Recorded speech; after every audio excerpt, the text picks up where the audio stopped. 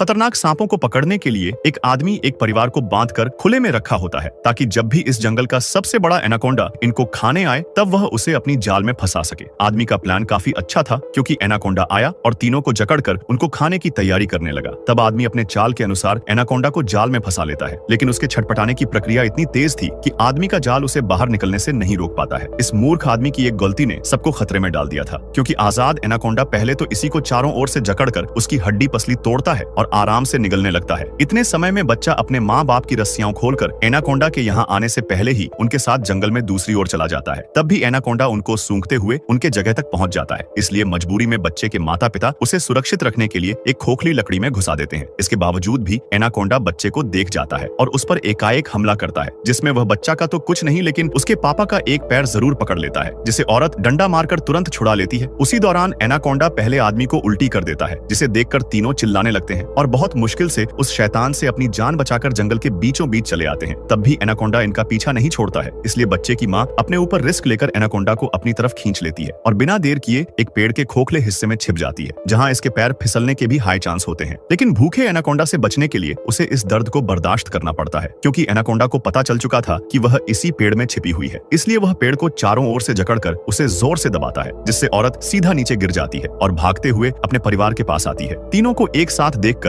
Anaconda सबको खाने वाला था, लेकिन उससे पहले ही एक छोटे सांप ने एनाकोंडा पर हमला कर दिया, जिसे एनाकोंडा बिना देर किए टाफी की तरह निकल गया और गला फाड़कर जोर से चिल्लाने लगा। यह देखकर आदमी गुस्से में एक मोटी लकड़ी को उसके मुंह में ठूंस दिया, जबकि औरत ने एक लकड़ी को उसकी आंख में घुसेड़ दिया। दो जगहों से अत्यंत पीड़ा मिलने की वजह से एनाकोंडा कोई चिल्लाते हुए इनसे दूर भाग गया, जिससे इनकी जान बच गई।